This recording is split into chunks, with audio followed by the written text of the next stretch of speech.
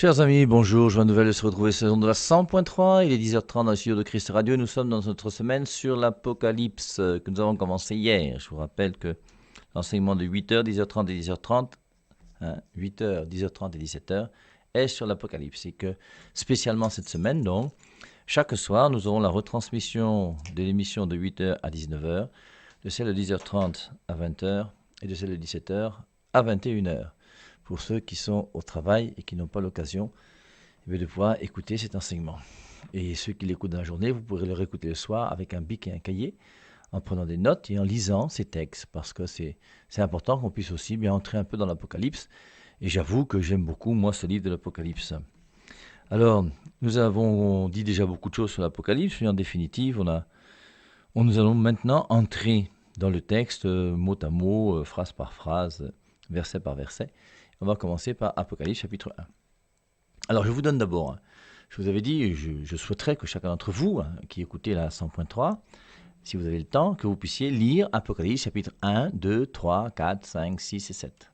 On a déjà parcouru ces chapitres. Et ceux qui écoutent l'Apocalypse depuis hier, je vous rappelle Apocalypse chapitre 1, on a vu que c'est la vision du Christ en gloire. C'est là où on voit que le Christ est ressuscité, alors on va le lire aujourd'hui, non ? Et ensuite, Apocalypse 2, 3, c'est le reproche aux 7 églises. C'est très facile, c'est pas compliqué. Éphèse, Smyrne, Pergame, Thyatire, Sardes, Laodicée et Philadelphie, ou Philadelphie et Laodicée. Et cette église, on y réfléchira aussi. Après donc, cette résurrection du Christ, plus la partie de l'église, on entre dans l'Apocalypse avec Apocalypse chapitre 4. Et on a lu ensemble, Apocalypse chapitre 4, une porte dans le ciel est ouverte et Saint Jean regarde ce qui se passe à travers cette porte. Et en regardant ce qui se passe à travers cette porte, il voit ce qu'il y a au ciel. Et il nous le dit. C'est pour ça que c'est la révélation. Il nous révèle donc ce qu'il voit, un trône avec quelqu'un. Le quelqu'un qui est sur le trône, c'est le Père. Arc-en-ciel, il fait alliance. Les 24 vieillards, on a vu les 12 tribus d'Israël, les 12 apôtres. On a vu ensuite qu'il y a des éclairs, des voix, des tonnerres qui sont là, qui sortent du trône. Le trône, c'est là où est Dieu. Et devant le trône, 7 lampes de feu. Les 7 lampes de feu, c'est donc les 7 esprits, les 7 dons du Saint-Esprit qui sont donnés aux hommes. Matthieu 3,11, je vous baptise dans l'Esprit Saint, dit Jésus. Nous sommes plongés dans l'Esprit Saint. Ensuite, il y a la mère de cristal, on a vu que c'est la Vierge Marie. Et ensuite, c'est Jésus-Christ dans son mystère d'incarnation, qui est présenté à travers les 4 vivants. Les 4 vivants, Jésus-Christ dans son mystère d'incarnation. J'espère qu'on comprend tout ce que ça veut dire. Ça veut dire que Jésus-Christ, en tant qu'il est venu sur terre, en tant qu'il s'est fait chair, en tant qu'il s'est incarné, en tant qu'il a pris une nature humaine, il est symbolisé dans l'Apocalypse sous 4 vivants. Parce qu'il y a 4 regards sur Jésus. Alors on verra. L'aigle, c'est le Fils, en tant qu'il est Fils de Dieu qui regarde tout d'en haut. C'est pour ça que. Et ensuite, bon, il est un homme. C'est pour ça qu'il a un visage d'homme. Il est pleinement homme. Et même si nous sommes chrétiens, nous restons hommes. C'est pour ça qu'il faut boire une bière de temps en temps. Il faut faire du sport, il faut s'occuper de soi. C'est pas mauvais. Ça fait partie de notre nature humaine. Il y a aussi le taureau. Le taureau, c'est celui qu'on sacrifie. Et puis le roi, c'est celui qui est de sang royal. C'est le roi. Le lion. C'est lui le lion. Alors, on a vu après Apocalypse chapitre 5, c'est le Père qui donne le livre à l'agneau. Les 4 vivants, c'est Jésus-Christ dans son mystère d'incarnation. Et maintenant, l'agneau, c'est Jésus-Christ dans son mystère de rédemption. Alors, il faut distinguer l'incarnation de la rédemption. En ce sens où, si le Christ est venu sur terre et qu'il s'est incarné, c'est en vue de la rédemption. Nous n'avons pas été sauvés par Jésus-Christ lorsqu'il est né dans son mystère d'incarnation, lorsqu'il est né à Bethléem accouché par la Vierge Marie, mais nous avons été sauvés par Jésus-Christ en tant qu'il est le Rédempteur, en tant qu'il est l'agneau de Dieu qui enlève le péché du monde et qui meurt sur la croix pour nous sauver. Et c'est vrai que le mystère de l'incarnation est ordonné au mystère de la rédemption. Et le mystère de la rédemption est plus important que le mystère de l'incarnation. C'est pour ça que la fête de Pâques est une fête qui est plus importante que la fête de Noël.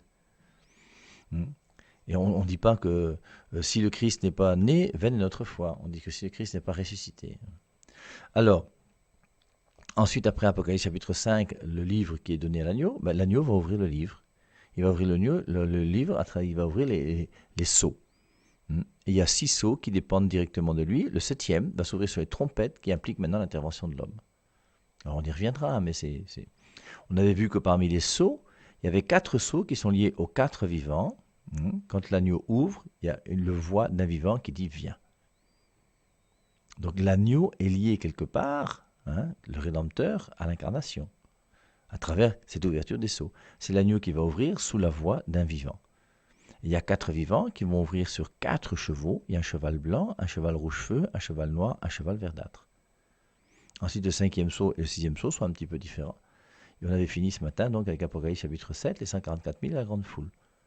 Donc on a déjà grosso modo un petit plan en 2 jours sur Apocalypse chapitre 1 jusqu'au chapitre 7. Et comme dans l'Apocalypse il y a 22 chapitres, ça fait déjà un tiers de l'Apocalypse que nous commençons à maîtriser. C'est pas rien, c'est bien, c'est bien. Et on continuera, il faut. Et alors cette semaine, c'est une semaine spéciale, introduction, ouverture au livre de l'Apocalypse, pour nous familiariser avec l'Apocalypse et voir qu'on a beaucoup de schèmes sur l'Apocalypse où on croit que c'est un livre apocalyptique qui est compliqué à comprendre, qui est incompréhensible, et on s'aperçoit en définitive qu'il y a quand même des choses à comprendre dans ce livre de l'Apocalypse. Et nous-mêmes, on commence déjà à avoir une certaine petit regard, une certaine petite vision sur ce livre de l'Apocalypse qui nous semble déjà beaucoup plus intéressant qu'on ne le pensait quand on a commencé l'année dernière. Alors, lisons maintenant Apocalypse chapitre 1, verset 1. On va commencer verset par verset. Si on est fatigué, on changera, on prendra un autre chapitre, on ira. C'est bien de se balader un petit peu comme ça dans l'Apocalypse. C'est bien. Alors surtout, ce qui est bien, c'est d'avoir un petit plan de l'Apocalypse. Si tu peux avoir un petit plan d'Apocalypse dans ta tête, c'est une bonne chose. Alors on connaît nous déjà les 7 premiers chapitres. C'est pas ça qui donne le plan. Mais donc, le Christ ressuscité, Apocalypse chapitre 1. Apocalypse 2, 3, les 7 églises. Apocalypse 4, la vision du trône céleste. Apocalypse 5, le Père qui remet le livre à l'agneau. Apocalypse chapitre 6, l'ouverture des sceaux. Apocalypse chapitre 7, les 144 000 et la grande foule. Voilà. Alors allons-y, Apocalypse de Saint Jean. Révélation de Jésus-Christ que Dieu lui a donné pour montrer à ses serviteurs ce qui doit arriver bientôt et qu'il a fait connaître par l'envoi de son ange à son serviteur Jean. Celui-ci a comme témoin annoncé la parole de Dieu et le témoignage de Jésus-Christ, tout ce qu'il a vu. Alors la première des choses, c'est révélation de Jésus-Christ. Alors c'est pour ça qu'il m'est arrivé de dire plusieurs fois à mes frères de Saint Jean que le livre de l'Apocalypse est le livre le plus important de toute la Bible. Et ils n'ont pas été d'accord. En me montrant que le livre le plus important, c'est les évangiles. Alors, quelque part, on comprend, et ils ont raison. Et d'ailleurs, là où on avait en discutant, on avait vu que lorsqu'on va à la messe, justement, la messe, l'évangile, c'est quand même la lecture la plus importante. L'Apocalypse n'est qu'une deuxième lecture de temps en temps, je ne sais pas si pendant le temps de Pascal ou quel temps. Et c'est vrai que l'Apocalypse, on n'a jamais demandé aux fidèles de se lever lorsqu'on lit l'Apocalypse. Et le mystère de l'évangile, c'est quand même, c'est magnifique l'évangile, parce que l'évangile, c'est Jésus-Christ lui-même qui nous dit, qui nous parle. Je vous rappelle que Jupiter n'a jamais écrit un mot pour dire aux hommes ce qu'il doit faire sur la terre. Zeus non plus. Tous ces dieux-là qui sont des dieux mythiques sont des dieux qui sont un peu vides, un peu creux. Le nôtre, là, il a parlé. Et Matthieu, Marc, Luc et Jean nous racontent sa vie, ce qu'il a vécu, comment ce qu'il a fait. Et quand on va en Terre Sainte, on voit les lieux où il a marché. C'est magnifique, c'est beau, c'est grand. Et maintenant, mais ceci, le fait que les évangiles sont des livres très très importants, n'enlève rien au fait que l'Apocalypse est aussi un livre très important. La preuve, Apocalypse 1, révélation de Jésus-Christ. Y a-t-il quelque chose de plus important pour nous sur Terre aujourd'hui que la révélation de Jésus-Christ? Et c'est pour ça que c'est quand même un livre. Alors il est dit au verset 3, heureux celui qui lit et ceux qui écoutent les paroles de la prophétie. Depuis que vous avez ouvert la 100.3 et que vous écoutez le commentaire sur l'Apocalypse, il y a une béatitude pour vous que Dieu vous donne. C'est ce qu'il dit, heureux celui qui lit ou ceux qui écoutent les paroles de la prophétie. C'est le seul livre où il est dit, heureux es-tu si tu le lis. Heureux es-tu si tu écoutes les paroles de ce livre. Et pour l'Apocalypse 1.3, heureux celui qui lit et ceux qui écoutent les paroles de la prophétie et gardent ce qui s'y trouve, car le temps est proche. Alors, maintenant, c'est vrai que cette révélation de Jésus-Christ, c'est très important. Ça nous apporte une béatitude, c'est bien, rendons grâce à Dieu. Mais il est vrai qu'on aurait voulu quand même avoir une révélation de Jésus-Christ qui soit un petit peu plus simple à comprendre, ça nous aurait aidé. Eh bien non, c'est un peu compliqué et ça nous oblige à travailler. Et c'est bien. Donc, révélation de Jésus-Christ, donc Jésus-Christ qui se révèle d'une manière particulière dans ce livre de l'Apocalypse, que Dieu lui a donné pour montrer à ses serviteurs ce qui doit arriver bientôt et qu'il a fait connaître par l'envoi de son ange à son serviteur Jean. Alors vous voyez, c'est intéressant quand même de voir que dans les premiers versets de l'Apocalypse, on parle de Jean. Dans tout le livre des évangiles, on ne parle pas de Jean. Enfin, on parle de Jean, mais on ne donne jamais son nom. Je vous rappelle que le mot Jean dans l'évangile de Jean n'existe pas pour désigner Jean. Le mot Marie dans l'évangile de Jean n'existe pas pour désigner Marie. Et dans l'évangile de Jean, Marie c'est sa mère, hein, et Saint Jean c'est le disciple bien-aimé. Et Marie disparaît comme Jean devant Jésus. Et dans cet évangile qui a été écrit pour la foi fait que je suis tellement relatif à celui en qui je crois que je disparais. Et c'est pour ça que moi, Père Hervé Marie, quand je suis dans l'évangile de Jean, je fais comme Marie et comme Jean, mon nom disparaît et je ne m'appelle plus Père Hervé Marie, mais je m'appelle Madame Jésus, parce que je le piffe mal et il me y a mot. Et c'est extraordinaire. Alors ici, là, on parle bien de lui, Jean. Alors vous avez des gens qui vous disent que ce n'est pas l'apôtre Jean, discutez autant que vous voulez, si vous avez des questions vous pouvez les poser, mais moi je vous ai dit pourquoi je croyais que l'Apocalypse a bien été écrit par Jean, et pourquoi l'Apocalypse précède même l'évangile de Jean. Révélation de Jésus-Christ que Dieu lui a donnée pour montrer à ses serviteurs ce qui doit arriver bientôt, et qu'il a fait connaître par l'envoi de son ange à son serviteur Jean, celui-ci a comme témoin, et Jean est présenté là comme témoin. Dans l'évangile de Jean, il est présenté comme celui qui est relatif à Jésus, le disciple que Jésus aimait. Là, il est présenté comme témoin. Et témoin et martyr en grec, c'est le même mot. Et c'est pour ça que je vous rappelle, l'Apocalypse a été écrit pour les gens qui sont témoins, pour les gens qui sont martyrs, pour les gens qui sont persécutés. À son serviteur Jean, celui-ci a comme témoin annoncé la parole de Dieu et le témoignage de Jésus-Christ, tout ce qu'il a vu. Et en annonçant la parole de Dieu et le témoignage de Jésus-Christ, qu'est-ce qui est arrivé à Jean? Lui, on ne l'a pas trucidé comme on a trucidé tous les autres, parce que tous les autres sont morts martyrs. Lui, il n'est pas mort martyr. Alors on dit quand même qu'on l'a mis un jour dans une bouilloire remplie d'huile, et il n'a pas brûlé, ce que dit la tradition. Mais toujours est-il que lui, là, parce qu'il a témoigné de Jésus-Christ, eh bien, il est en exil dans l'île de Patmos. On l'a persécuté, on l'a mis à l'écart, et il est comme en prison, sur une île à Patmos, où il est là-bas, en train de passer ses vieux jours, et finir sa vie tranquillement en exil. Heureux celui qui lit et ceux qui écoutent les paroles de la prophétie et garde ce qui s'y trouve écrit, car le temps est proche. Alors on dit, ce qui va arriver bientôt, le temps est proche. Et ce qui va arriver bientôt, c'est quoi? C'est la victoire de Apocalypse chapitre 19, la victoire de Dieu sur tout. On a cette victoire dans Matthieu chapitre 4 et Luc chapitre 4, lors de la tentation du Christ au désert. Il y a Dieu d'un côté et le diable de l'autre. Et Jésus-Christ a été vainqueur. Et donc, nous sommes victorieux. Apocalypse chapitre 1, verset 4. Jean aux 7 églises qui sont en Asie. Que la grâce et la paix vous soient données de la part de celui qui est, qui était et qui vient, de la part des 7 esprits qui sont devant son trône, et de la part de Jésus-Christ, le témoin fidèle, le premier d'entre les morts, le souverain des rois de la terre. Alors, Jean aux 7 églises qui sont en Asie. Que la grâce et la paix vous soient données de la part de celui qui est, qui était et qui vient, c'est le Père. Ensuite, de la part des 7 esprits qui sont devant son trône, c'est l'Esprit Saint. Et en troisième lieu, et de la part de Jésus-Christ. Donc on voit l'ordre, on en a parlé l'autre jour. L'ordre, c'est le Père, l'Esprit Saint et le Fils.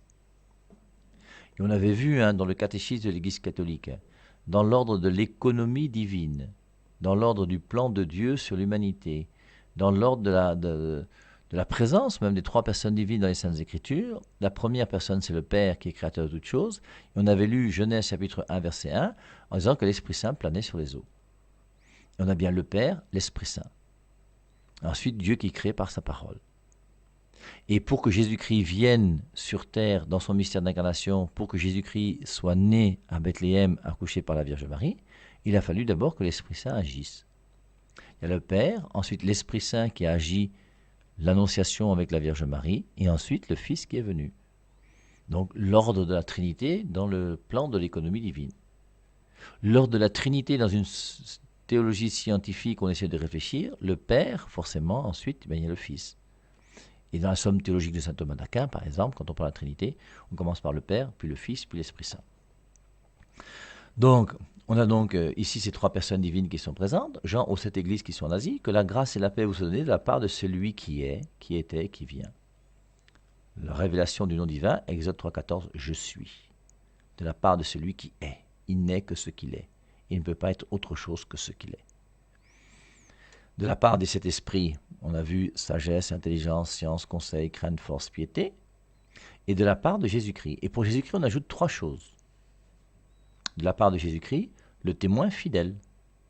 Deuxièmement, le premier-né d'entre les morts.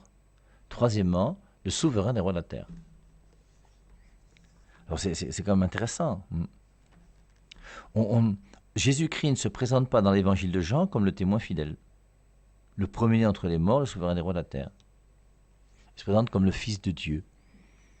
Le Père, d'ailleurs, dans l'évangile de Jean, va parler 2 fois au baptême, même 3 fois, parce qu'il y a même la transfiguration, mais dans Jean chapitre 12, avec les Grecs, et la voix du Père se fait entendre, celui-ci est mon Fils bien-aimé. Il n'a pas dit celui-ci est le témoin fidèle.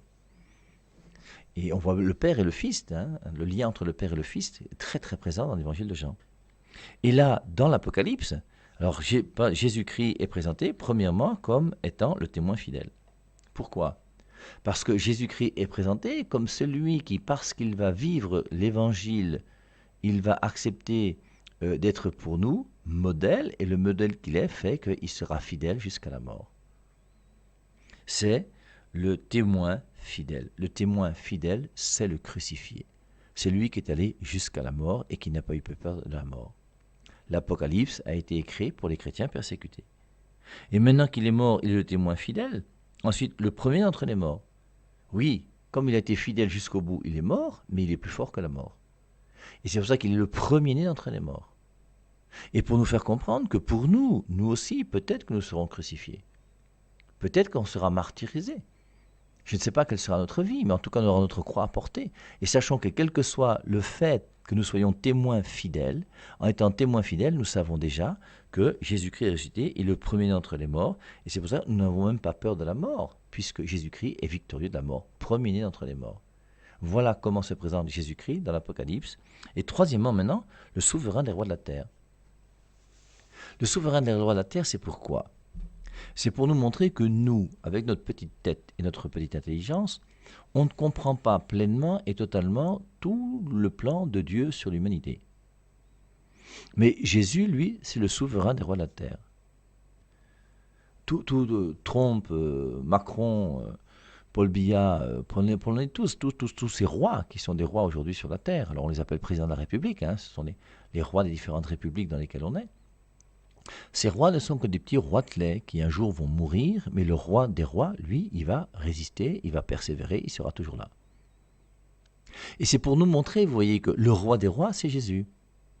Même si moi je ne comprends pas pourquoi Dieu a permis qu'un homme comme Adolf Hitler vienne au pouvoir et fasse ce qu'il a fait en exterminant les Juifs, à la solution finale, d'une manière diabolique, il faut mettre les choses au clair, il n'y a pas d'autre mot. Eh bien, Adolf Hitler, en faisant ce qu'il a fait, nous, si on avait été à la place de Dieu, je vous rappelle que, comme je vous le dis toujours, on se serait arrangé à envoyer une petite leucémie foudroyante à Adolf Hitler lorsqu'il avait 4 ans, 5 ans ou 6 ans. Il serait mort en quelques jours, on l'aurait enterré et l'affaire aurait été réglée. Bien, Dieu n'a pas fait ça. Et Dieu a permis que Adolf Hitler n'ait pas de leucémie, qu'il puisse grandir, qu'il puisse prendre le pouvoir et qu'il puisse faire qu'il y ait une deuxième guerre mondiale avec des millions de morts qu'il a sur la conscience. C'est terrible. On ne comprend pas aujourd'hui pourquoi Dieu permet que la fille aînée de l'Église, qui est la France, tue 200 000 enfants par avortement dans le ventre de leur mère chaque année depuis plus de 30 ans. C'est quand même terrible. Et moi je ne comprends rien, je comprends rien. Et si j'étais Dieu, j'aurais trouvé des solutions. Mais ces solutions n'auraient pas été les bonnes. Et c'est pour ça que lui, il veut nous faire comprendre, Jésus-Christ, que lui, il est le souverain des rois de la terre. Alors il y a des petits roitelets qui sont là, ils sont là pour 4 ans, pour 5 ans, pour 7 ans. Ils renouvellent leur mandat autant qu'ils peuvent, ou je ne sais pas combien de fois, peu importe. Mais toujours est-il qu'un jour, ils vont mourir, les asticots vont les manger. Et le roi des rois va continuer à persévérer. Et j'aime beaucoup, moi, pour illustrer Jésus-Christ qui est le roi des rois, montrer comment, lorsque la Vierge Marie était enceinte à Nazareth et qu'elle a dû descendre à Bethléem pour accoucher l'enfant Jésus, puisque le prophète Michée avait annoncé, l'Ancien Testament avait annoncé que le Messie devait naître à Bethléem. Or, Marie n'habite pas à Bethléem, elle habite à Nazareth. Elle est à Nazareth à 120 km peut-être, ou je ne sais pas combien de kilomètres, moi, Hein, il fallait 7 jours, dit-on, pour descendre de Nazareth à Jérusalem. Il faut encore quelques heures pour passer de Jérusalem à Béthanie, puisqu'il y a 8 km ou 10 km entre Jérusalem et Béthanie. Donc en une semaine, il pouvait descendre. Mais ça fait quand même une bonne distance. Et Marie, elle est enceinte, elle est à Nazareth, et le Messie doit naître à Bethléem. Et qu'est-ce que Dieu va faire? Dieu va utiliser l'homme le plus puissant de l'époque. Et l'homme le plus puissant de l'époque, c'est qui? C'est Jules César. Et l'empereur César, dans son bureau, va nous envoyer une note, alors pas par SMS ni par fax, hein, parce que ça n'existait pas à l'époque, mais ils vont écrire sur des pierres sans doute. Il va écrire, et en écrivant, il va écrire et il va dire, voilà, qu'il veut qu'il y ait un recensement qui se fasse. Il y a un recensement donc, qui doit se faire à cette époque-là, au moment exact où Marie va quitter Nazareth pour descendre à Bethléem. Et Dieu, qui est le roi des rois, va utiliser le roi de l'époque, qui est l'empereur César, qui ne savait pas qu'en signant dans son bureau cet édit de César pour le recensement, il ne faisait qu'être utilisé par Dieu pour que Joseph et Marie puissent quitter Nazareth afin d'aller à Bethléem pour que la prophétie annoncée se réalise, parce que c'est à Bethléem que devait naître le Messie. C'est Dieu qui est le roi des rois. Mais c'est important que nous puissions le comprendre. Et forcément, nous serons toujours irrités par des choses que nous ne comprenons pas. Mais nous ne sommes pas Dieu. Et nous devons accepter, nous abandonner à celui qui est notre Dieu et qui connaît mieux que nous ce qui se passe. C'est pour ça que ce début de l'Apocalypse de Saint Jean, c'est vraiment très beau. Hein. Jean aux 7 églises qui sont en Asie, que la grâce et la paix vous soient données, de la part de celui qui est, qui était et qui vient, le Père, de la part des 7 esprits, l'Esprit Saint, qui sont devant son trône, et de la part de Jésus-Christ, le témoin fidèle, le premier-né d'entre les morts et le souverain des rois de la terre. À celui qui nous aime, qui nous a délivrés de nos péchés par son sang, et qui a fait de nous un royaume des sacrificateurs pour Dieu son Père, à lui la gloire, le pouvoir au siècle des siècles. Voici qu'il vient avec les nuées, tout homme le verra, même ceux qui l'ont percé, ou transpercé, et toutes les tribus de la terre se lamenteront à son sujet. Oui, Amen, je suis l'alpha et l'oméga, dit le Seigneur Dieu, celui qui est, qui était et qui vient, le Tout-Puissant. Verset 9. Moi, Jean, qui suis votre frère, et qui prend part à la tribulation. Toujours la même logique. Saint Jean veut nous montrer que lui aussi, il est persécuté.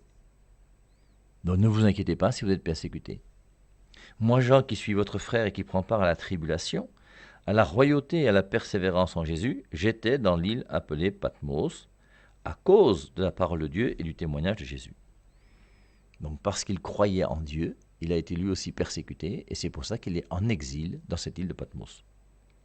Je fus ravi en esprit au jour du Seigneur. Alors Apocalypse 1.10 là, c'est joli parce que le jour du Seigneur, je vous rappelle, c'est pas le jour du sabbat. Le jour du Seigneur, c'est le Dominus Die, le jour du Seigneur, c'est le dimanche. Et je crois que c'est la première fois qu'apparaît dans les Saintes Écritures le jour du Seigneur. Vous n'avez pas le jour du Seigneur dans l'Ancien Testament. Si vous trouvez une référence dans l'Ancien Testament qui vous parle du jour du Seigneur, donnez-la moi, je serai très très intéressé. Dans l'Ancien Testament, il n'y a pas le jour du Seigneur, il y a un jour à sanctifier qui est le jour de sabbat. Et le jour du sabbat n'est pas le jour du Seigneur. Et c'est au jour du Seigneur qu'il a reçu cette révélation. Ça veut dire que lorsqu'il reçoit cette révélation vers l'an 100, on sait déjà ce que c'est que le jour du Seigneur. Le dimanche, qui a son importance pour les chrétiens. Le jour du Seigneur. Apocalypse 1.10, je fus ravi en esprit au jour du Seigneur, et j'entendis derrière moi une voix forte, comme le son d'une trompette, qui disait, « Ce que tu vois, écris-le dans un livre, et envoie-le aux 7 églises, à Éphèse, à Smyrne, à Pergame, à Thyatire, à Sardes, à Philadelphie et à Laodicée. » Alors c'est cette église-là, on avait vu hier pour s'amuser que Paul a écrit aussi à 7 églises. Pour moi, ça n'a aucun lien, mais c'est intéressant de le souligner. Et là, il y a une révélation spéciale dans laquelle Saint Jean, donc, on lui demande d'écrire aux 7 églises. Alors, les 7 églises correspondent à toute l'église, à la plénitude de l'église. Le chiffre 7, c'est le chiffre de la plénitude. Et je pense, moi, ce qu'on verra donc quand on étudiera Apocalypse chapitre 2 et 3, que chacune des églises est liée à un don du Saint-Esprit. Et c'est donc l'Église qui doit vivre des 7 dons du Saint-Esprit qui est sous le regard de Jésus-Christ. Et lorsqu'une Église ne vit pas des dons du Saint-Esprit comme elle devrait le vivre, Jésus-Christ va faire une remarque. Et parmi ces 7 Églises, je crois qu'il y en a 6 à qui Jésus-Christ fait une remarque, et une à qui il ne fait pas de remarque parce qu'elle se comporte bien. Donc on les étudiera. Hein.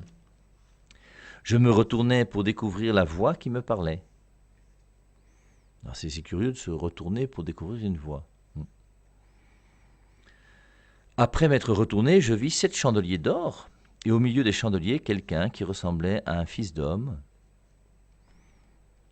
Alors c'est Jésus-Christ qui marche autour des chandeliers. Et on va nous dire à la fin du chapitre, hein, quant au mystère, je suis au verset 20, quant au mystère des 7 étoiles que tu as vues dans ma main droite et aux 7 chandeliers d'or, les 7 étoiles sont les anges des 7 églises, et les 7 chandeliers sont les 7 églises. Donc Jésus-Christ qui se promène au milieu des chandeliers, c'est Jésus-Christ qui se promène dans son église. Je me retournais pour découvrir la voix qui me parlait. Après m'être retourné, je vis 7 chandeliers d'or, donc ils sont les 7 églises, et au milieu des chandeliers, quelqu'un qui ressemblait à un fils d'homme. Il était vêtu d'une longue robe, alors c'est Jésus-Christ qui se promène, hein, je vous dis, de même que le Père se promenait dans le jardin, hein, Genèse chapitre 3, je crois que c'est le verset 8, on entendait les pas de Dieu qui marchaient dans le jardin, mais là on voit les pas de Jésus-Christ qui marchent dans son église. Parce que Jésus-Christ est le chef de l'Église. Mais c'est important, hein, c'est très important, parce qu'aujourd'hui, ce n'est pas les églisettes. Hein. Je vous rappelle, moi je ne peux respecter aucune église fondée par un homme. Je regrette, je ne peux pas, c'est impossible. Tout homme qui fonde une église est un idiot. Alors je le dis de manière claire et nette, parce qu'il faut que ça entre dans notre tête et qu'on le comprenne. Aucun homme sur terre n'a le droit de fonder une église. Martin Luther n'est pas un gars intelligent, c'est un idiot. Il a fondé une église, il a fondé les protestants. Tous ceux qui ont fondé des églises sont des gens qui ne sont pas sérieux. Aucun homme sérieux ne peut fonder une église. L'église, c'est le Fils de l'homme qui se promène dans l'église. C'est Jésus et Jésus seul qui peut fonder une église. Mais c'est ce que nous dit ce passage. Hein. Je me retournais pour découvrir la voix qui me parlait. Après m'être retourné, je vis 7 chandeliers d'or. Et au milieu des chandeliers, quelqu'un qui ressemblait à un fils d'homme. Il était vêtu d'une longue robe et portait une ceinture d'or sur la poitrine. Sa tête et ses cheveux étaient blancs comme laine blanche, comme neige. Ses yeux étaient comme une flamme de feu. Ses pieds étaient comme du bronze qui semblait rougi au four. Et sa voix était comme la voix des grandes eaux. Il avait dans sa main droite 7 étoiles. De sa bouche sortait une épée aiguë à 2 tranchants. Et son visage était comme le soleil lorsqu'il brille dans sa force. Quand je le vis, je tombai à ses pieds comme mort. Il posa sur moi sa main droite en disant « Sois sans crainte, moi je suis le premier et le dernier, le vivant. J'étais mort et me voici vivant au siècle des siècles. Je tiens les clés de la mort et du séjour des morts. Écris donc ce que tu as vu, ce qui est et ce qui va se produire maintenant. » Ensuite, quant au mystère des 7 étoiles que tu as vu dans ma main droite et aux 7 chandeliers d'or, les 7 étoiles sont les anges des 7 églises et les 7 chandeliers sont les 7 églises. Le chef de l'église, c'est Jésus. Et Jésus se promène dans son église ou dans ses églises. Il a une seule église qui est l'église d'Éphèse, de Smyrne. Ça peut être l'église de Galate, l'église aux Romains, l'église aux Corinthiens, appelez ça comme vous voulez. Toutes ces églises. Mais il y a une seule église qui est l'église du Christ. Et c'est le Christ qui se promène dans son église. C'est pour ça que quelque part, vous voyez, l'église de Jésus-Christ ne peut être reprise que par Jésus-Christ lui-même. L'église, en tant qu'elle est une, sainte et sans tache, elle est parfaite. Il y a quelque chose de parfait dans l'Église qu'aucun homme ne peut discuter. Alors maintenant, les prêtres pédophiles, ça c'est pas l'Église, ça c'est les membres de l'Église qui se comportent mal, ça c'est autre chose. Mais l'Église, en tant qu'elle donne la parole de Dieu, c'est parfait. L'Église, en tant qu'elle donne l'Eucharistie, en tant qu'elle donne les sacrements, c'est parfait. Quand Jésus-Christ dit à son Église, Matthieu 28, 19, « Allez de toutes les nations, faites des disciples, baptisez-les au nom du Père, du Fils et du Saint-Esprit. » 1 Pierre 3, 21, le baptême qui vous sauve actuellement. L'Église donne le baptême qui sauve. Mais c'est parfait, c'est extraordinaire. Et il y a une seule Église qui est l'Église de Jésus. C'est lui qui se promène dans son Église. Et cette Église a été voulue par lui et c'est lui qui en est le chef. Le seul véritable chef de l'Église, c'est Jésus. Alors maintenant, il a voulu un capitaine dans son navire. Le capitaine, c'est Pierre. Matthieu 16, 18, Pierre, tu es Pierre, sur cette pierre, je bâtirai mon Église. Moi, je m'en vais, je retourne auprès de mon Père, c'est l'ascension. Maintenant, il faut que tu t'occupes des brebis. À la résurrection, rappelez-vous, Jean 21, 15, Jésus-Christ dit à Pierre, « Pierre, m'aimes-tu ? Oui, Seigneur, je t'aime. » Il dit, « Sois le berger de mon troupeau. » Qui va remplacer Jésus-Christ comme berger ? C'est Pierre. Mais Pierre n'est qu'un premier ministre du véritable fondateur de l'Église. Le fondateur de l'Église, ce n'est pas Pierre, le fondateur de l'Église, c'est Jésus. Mais Jésus-Christ a voulu que son Église soit en lien direct avec la personne de Pierre. Alors, je crois que tout ça est présent dans ce passage, si on veut bien le comprendre et bien le lire. Et donc, on a fini avec Apocalypse chapitre 1. On reviendra sans doute un petit peu dessus ce soir à 17h. Et on continuera ensuite donc avec les lectures aux 7 églises. Et pour les 7 églises, alors commencez déjà à lire au moins une ou deux églises. Et vous verrez que chacune des églises, il y a une forme spéciale. C'est qu'il y a d'abord une introduction. Ensuite, il y a tout un développement. Et puis ensuite, il y a une conclusion ou une récompense. Et c'est pareil pour les différentes églises. Ce qu'on verra donc ce soir à 17h.